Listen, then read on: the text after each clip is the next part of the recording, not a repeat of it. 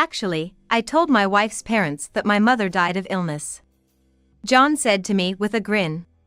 I was stunned and couldn't understand what John was saying.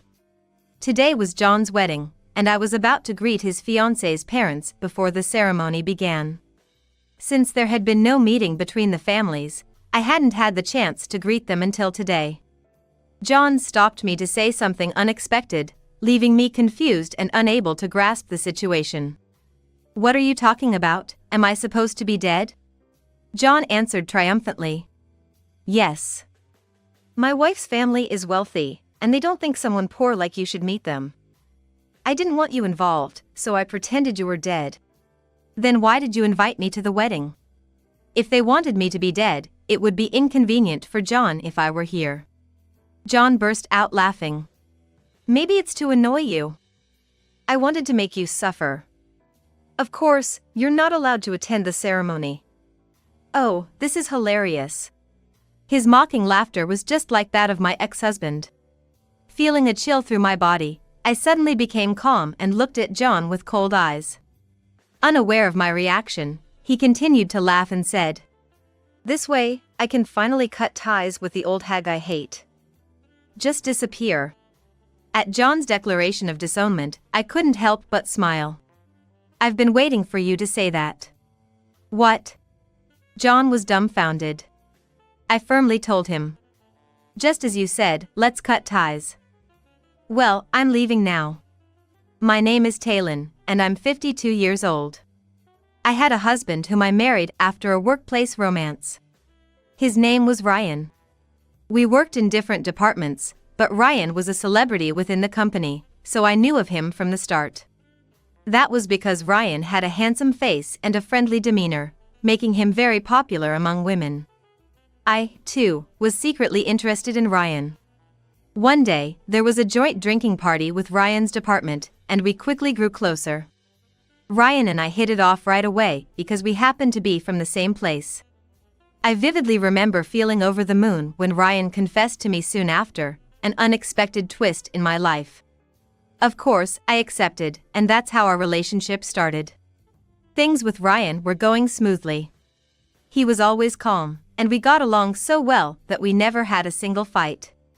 Then, on a day exactly 1 year after we started dating, Ryan took me to a restaurant known for its beautiful night view.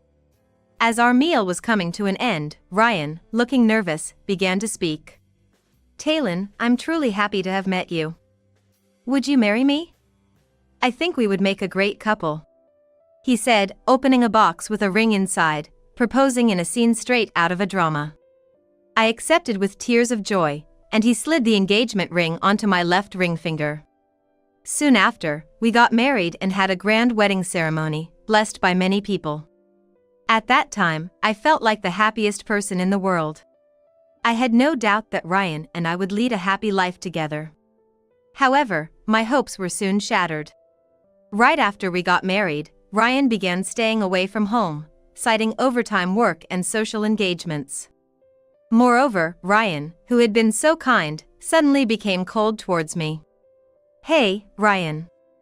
Can you come home early today? Let's have dinner together for once. I'm thinking of making your favorite.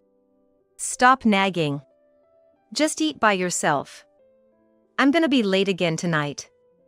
All right, I'm off to work, he replied before slamming the door, leaving me standing alone in the entrance. I was bewildered by Ryan's sudden change and couldn't catch up with what was happening. Since Ryan wanted me to, I had quit my job to become a full-time housewife at the same time we got married, so I spent my days alone at home, endlessly doing household chores. I was genuinely happy when I found out I was pregnant during those lonely days. I naively hoped that Ryan would start coming home earlier once our child was born. Time passed, and 3 days past my due date, I gave birth to a healthy baby boy. We named him John, and Ryan, holding our newborn like a treasure, teared up. Seeing Ryan like that, I thought our family of 3 would live happily together. But Ryan soon started staying away from home again. Moreover, he hardly contributed financially to the household. Suspicious of Ryan's behavior, I decided to take a bold step and follow him. After leaving John with my parents, I trailed Ryan after work to an apartment where he stopped in front of a door. When he rang the bell, a beautiful woman came out. They smiled at each other and went inside together. Ryan was having an affair. Despite the dizziness from the harsh reality in front of me, I felt a strange sense of relief. My actions following this revelation were swift. I used my savings from before I was married to hire a private investigator and conduct a background check on Ryan. Soon enough, evidence of Ryan's affair with the woman, she turned out to be his college classmate named Sadie, was compiled. When I confronted Ryan, he had the audacity to admit it openly. Yeah, that's right. I've been with Sadie for years, long before you and I got married. But, you see, Sadie's expensive to maintain and terrible at household chores, making her unsuitable as a wife. You, on the other hand, are plain and domestic, perfect as a housekeeper for me. That's why I married you. Plus, my parents were nagging me to settle down. Ryan never loved me. I was chosen simply because I was low maintenance and fit the role of a housekeeper. Hearing such demeaning words from Ryan, my world went dark. Who else would marry someone ugly like you? Have you ever looked at yourself in the mirror? A woman of your level getting to marry me, there had to be a catch. He said, laughing disdainfully. Was he always this vile? Is Sadie the reason you stopped contributing financially at home? I managed to ask. Yeah, exactly. Sadie's all about the latest trends and loves fashion, so she's always asking me for bags, cosmetics, you name it. Sure, she's beautiful, but it costs a fortune. So, I end up buying them for her. Ryan said, his face disgustingly smug. I want a divorce. Ryan snorted in disdain. Fine, do whatever you want. I never really cared about you anyway. Marrying you was a mistake. It was all meaningless. What a waste of time. Ryan, until the very end, never uttered a word of apology to me and kept hurling insults. Afterward, I demanded alimony and child support from Ryan in our divorce. However, Ryan, who always disliked saving money, seemed to be broke soon after, and payments began to lag. He apparently quit his job and went off the grid, making it impossible to sue him. I resolved to raise John well, despite everything, and decided to forget about Ryan. When John turned 1, I managed to find a job and started working again after placing him in daycare. From then on, I struggled to raise John by myself. Balancing work, household chores, and parenting alone was tough, but I did my best not to let John feel disadvantaged because he had only one parent. Up until his graduation from elementary school, John was a kind and considerate boy. He was a bit mischievous but mostly stayed out of trouble with friends, and we led a modest yet peaceful life together. However, things changed when John started middle school. He began to hurl insults at me. You useless hag! It's your fault I have to live this poor life. My life is ruined because of you, you damn hag! John would scream, trashing the room, all directed at me unilaterally. John, calm down! Let's talk this through. I would try to soothe him, but he wouldn't listen, and instead, he'd hit me while yelling, "Shut up." Being struck by John, who was now almost as big as an adult man, I'd collapse, groaning in pain. Looking down at me, John muttered with utter disgust. You're sickening, hag. And with that, he'd retreat to his room. This scenario played out repeatedly. I never gave up trying to connect with John, but he firmly refused to open up to me. Verbal abuse and violence became the norm, and he often threw the food I made right into the trash in front of me.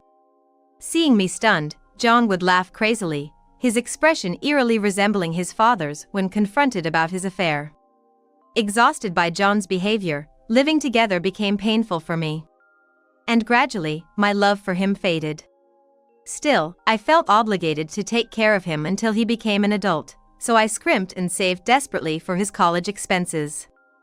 John, having successfully gotten into his desired university, started living on his own upon entering college. Mom, you're gonna be lonely without me, huh? Now you can live alone and lonely. Oh, and don't you dare forget to send me money every month.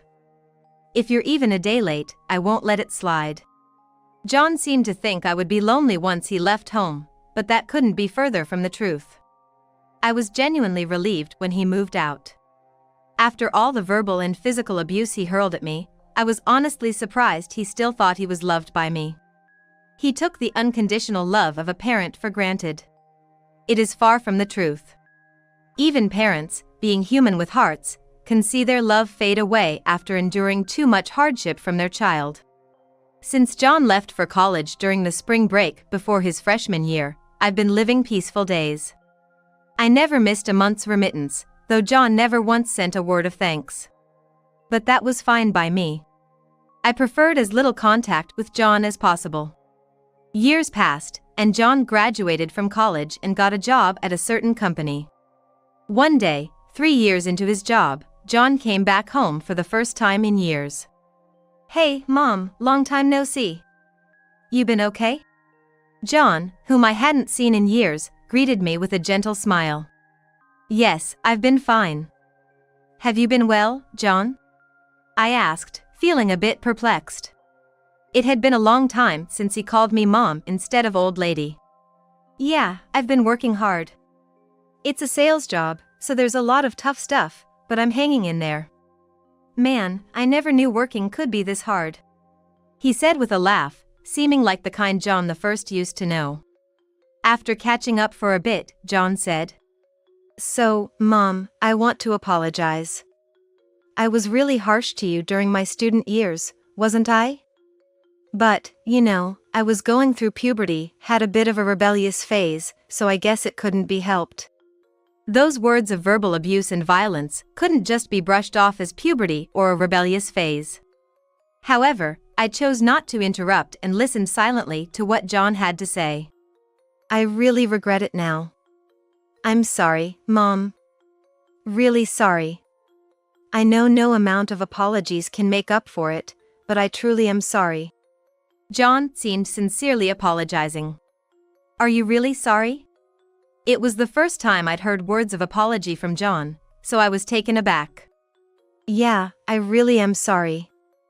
Now that I'm 25, I've become an adult and finally understand how terrible the things I did as a child were. I'm sorry."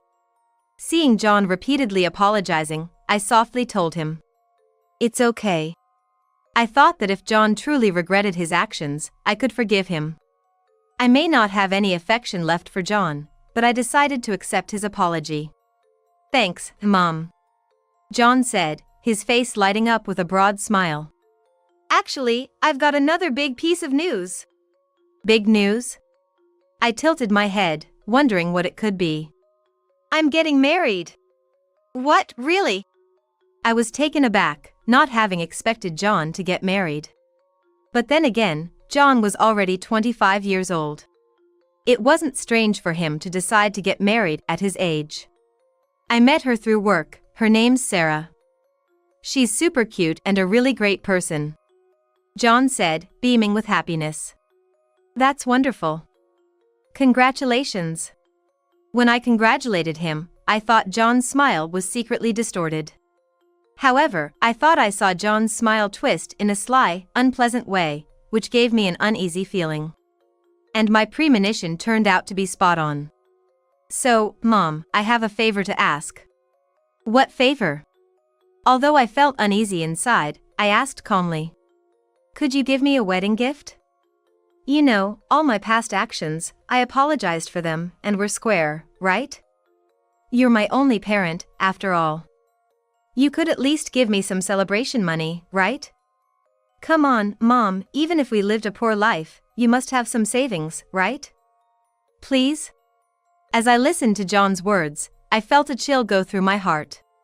So, this was his intention all along. His apology for past actions was merely a setup to extort money from me. He wasn't truly remorseful. Gazing at John with hopeful eyes, I sighed deeply inside. I could have just sent him away without a second thought, but not giving anything for his wedding felt wrong. So, I decided to give him a passbook containing a few $1,000s out of the last bit of compassion I had. It's not much, but please take this envelope." John, receiving it from me, was overly joyful. "Yay! Thanks, Mom. Well, I've got what I came for, so I'll be going now. Oh, I'll let you know about the wedding," he said, hurriedly leaving the house. A few days later, John called to inform me of the wedding date and venue.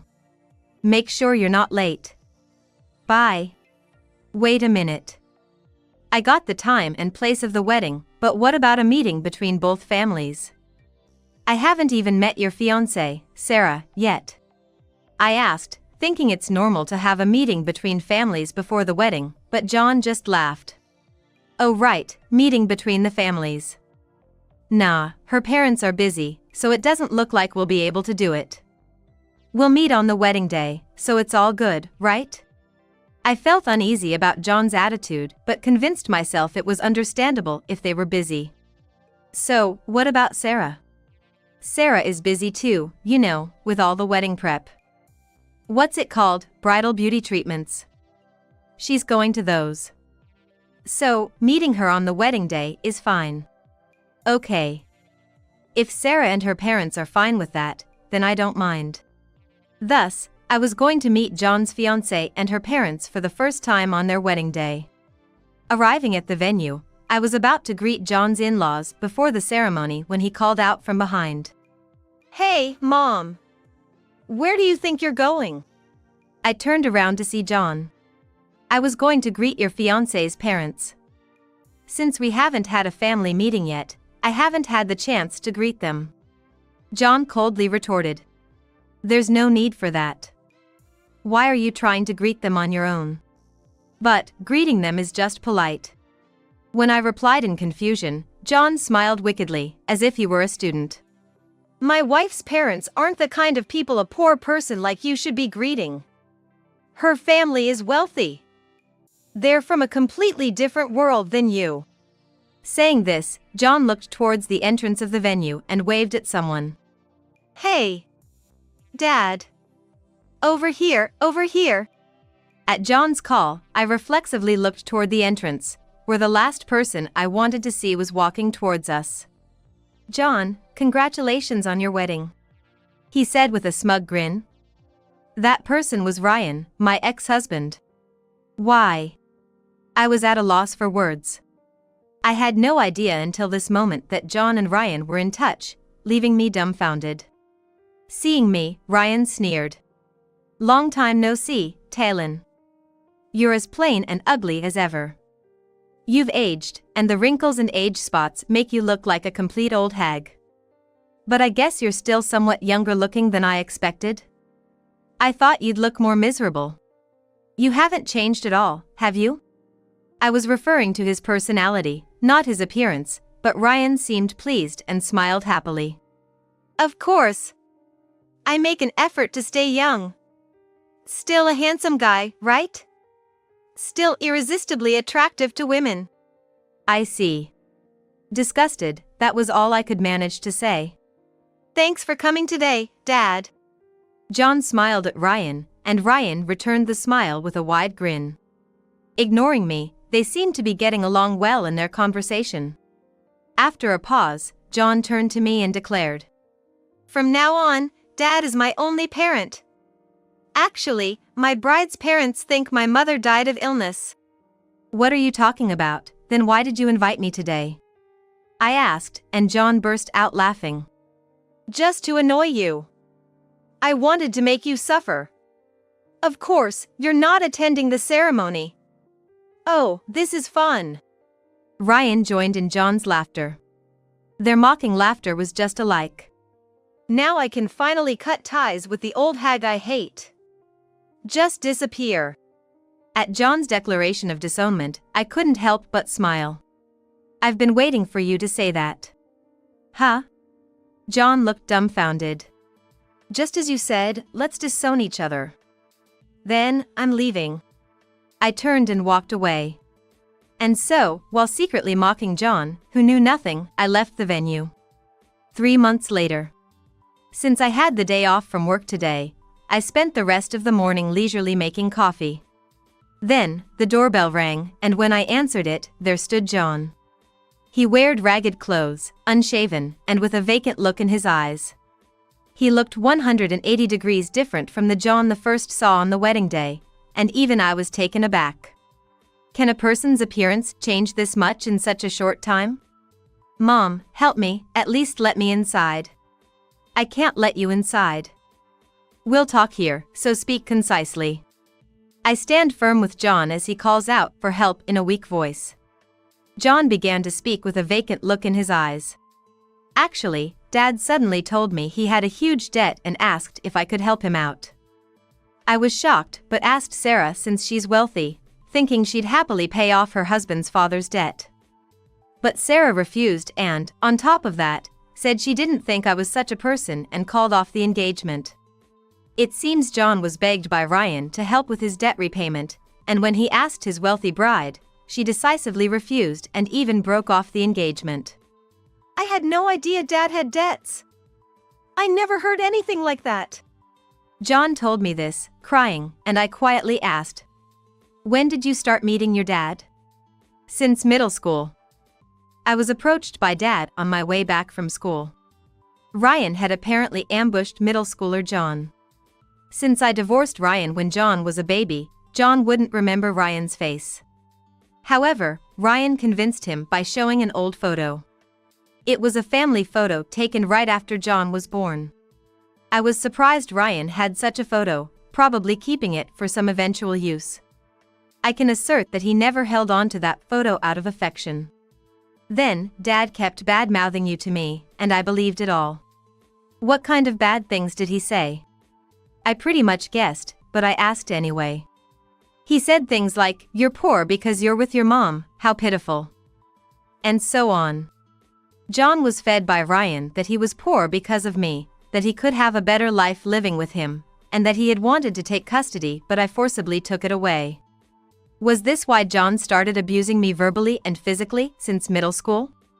Dad claimed he was wealthy.